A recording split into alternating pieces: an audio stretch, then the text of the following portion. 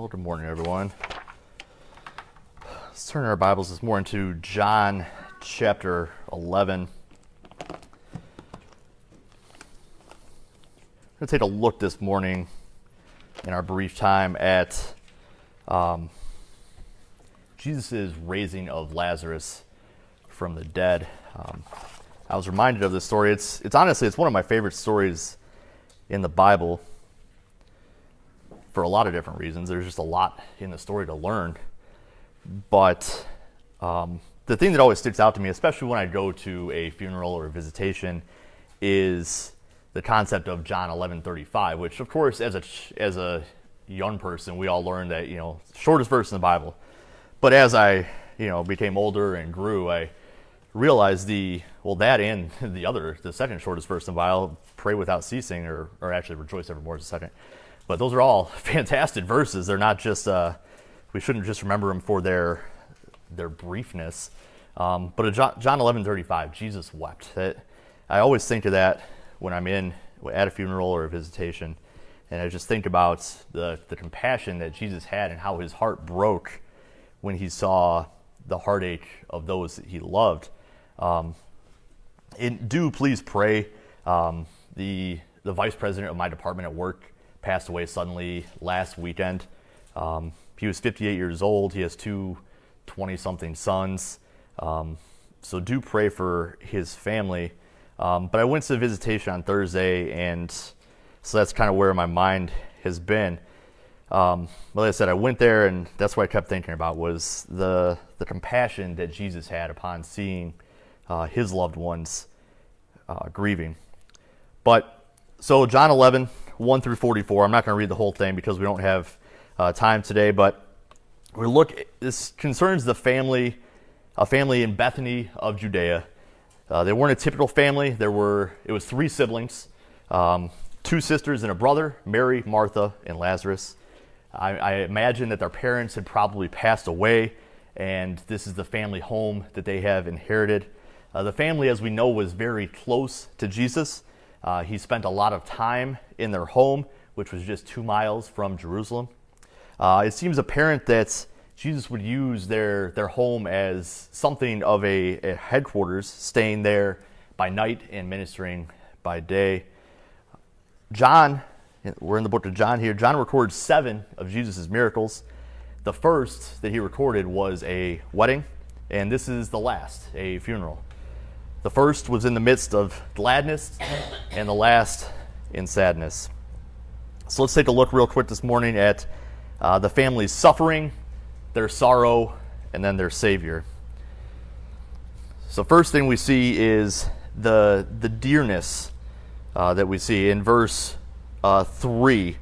We know that Lazarus is very sick, and his sisters know that Jesus can help, but he's in a place some 20 miles away, so they send a messenger. And we see in verse 3, it said, Lord, behold, he whom thou lovest is sick. And lovest here is the Greek word that means affection. And then if we skip down to verse 5, we see now Jesus loved Martha and her sister and Lazarus. Now this loved is the Greek word agape, which we're all fairly familiar with, which is the highest form of love. It is God love, as in God so loved the world. So the family is very near and dear to Jesus, and they are suffering. And I'll point out here, and we've talked about this several times over the last just week. I think I mentioned it last Sunday and John on Wednesday. But nearness and dearness to Jesus does not make us immune to suffering. Hopefully all of us here are near him, but yet we're still constrained to living on this earth, which is, of course, afflicted by the curse of sin and its consequences. So being a believer doesn't exempt us from problems. We know this, but it's something that we need to make sure we remember. When we become a Christian, when we are saved, it's not the end of our problems. We're at the beginning of our problems. But the difference is, of course, that now we have something to turn to, something to rely on when we are faced with those problems.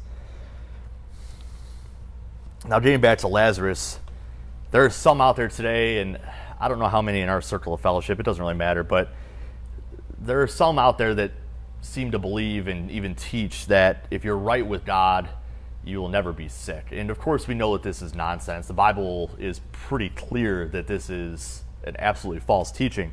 And it also, one of the biggest problems with saying that, other than the fact that it's completely, you can't back it up with the Bible at all, is that it leads to showing a complete lack of compassion for those that are suffering.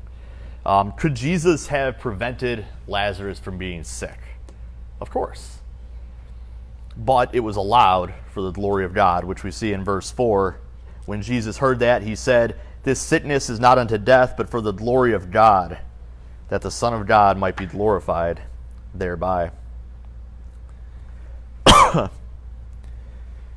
we look at, real quick, turn over to 2 Timothy chapter 4.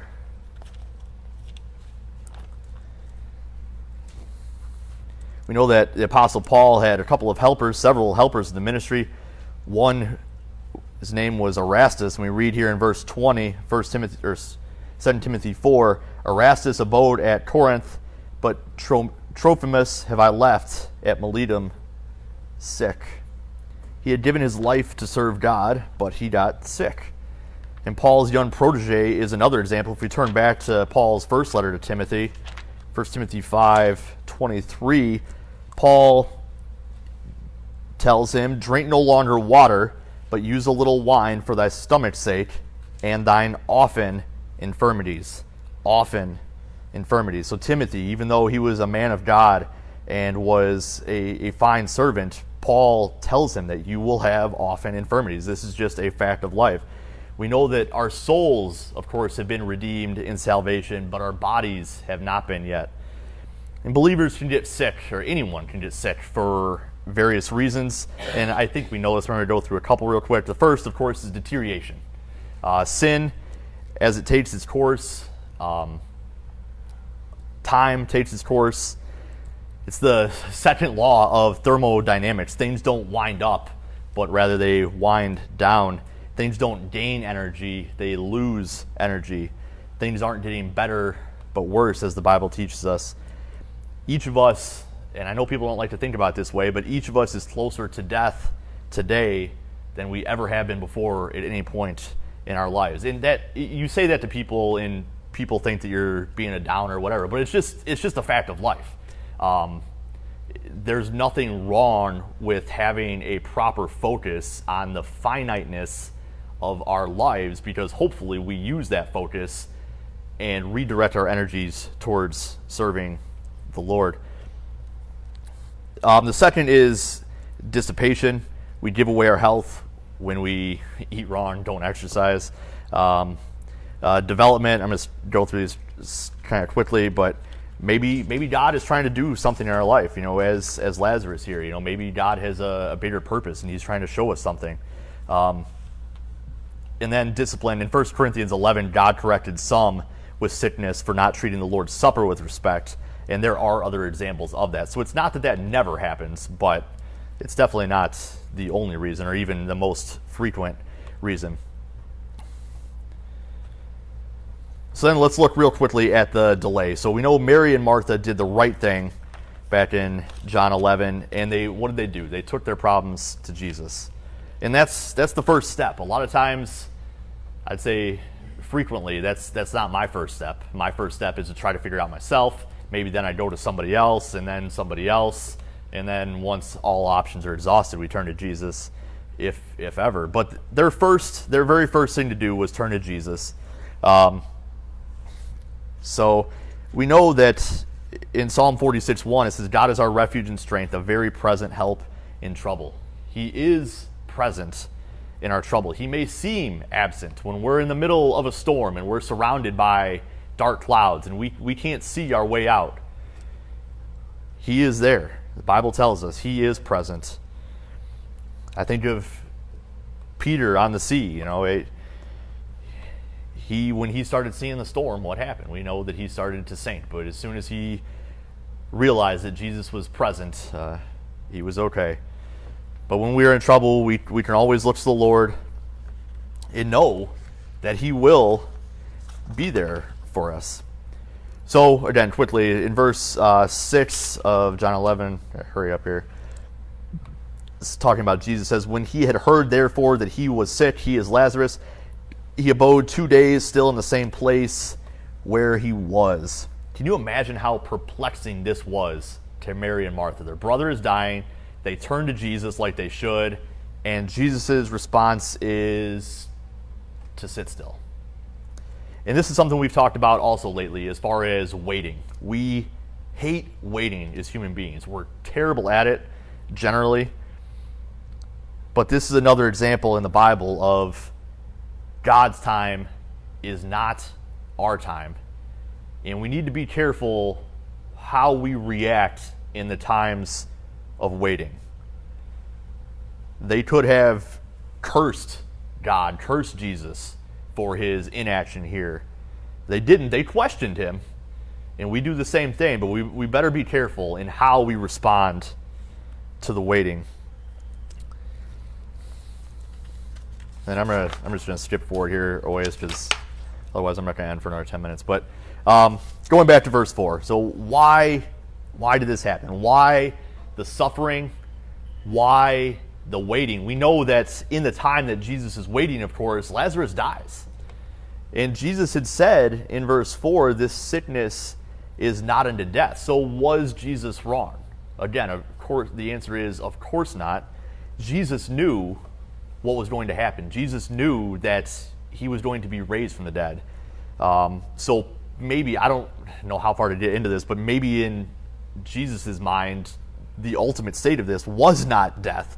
Sure, there would be a brief point of death in there, but the ultimate state was not death. But the second part of the sentence is the more important part of this verse. But for the glory of God, that the Son of God might be glorified thereby. In verse 15, just real quickly, I want to point out, Jesus said, let's go back to verse 14. Then said Jesus unto them plainly, Lazarus is dead. And in verse 15, he says, and I am glad for your sakes that I was not there. That seems like a harsh thing because they fully believed, and they said that if you had been here, Jesus, Lazarus might not have died. So they knew the power of Jesus. They fully trusted in it and believed it. And Jesus tells them in verse 15, he's dead, and I am glad for your sakes that I was not there. Why could Jesus say that? Well, we know why. The answer is back in verse 4. But for the glory of God. He wasn't glad because he was dead and there was much heartbreak. We know that because we know that Jesus wept. This hurt his soul as well. But he was glad to have the opportunity to work this miracle, to be glorified, and for others to believe and be saved. Now, the question for us is, what kind of heartache, suffering, and sacrifice are we willing to accept gladly? Especially if we know that it will result in God getting glory. Most of us, myself included, are more concerned with our personal comfort than God's glory. We may say we want God to be glorified, but not necessarily at our expense. And we know, of course, about Paul. Paul was given the thorn in the flesh, and again, Paul was given that for a reason. So I didn't necessarily. I said I kind of rushed through. I only got to about half of that, but hopefully it was a blessing to you. John 11, 1 through 44. There's a lot to look through there. I challenge you to spend some time studying it over the coming week, and I'm sure it'll be a blessing to you. Brother Layton, would you dismiss us in prayer?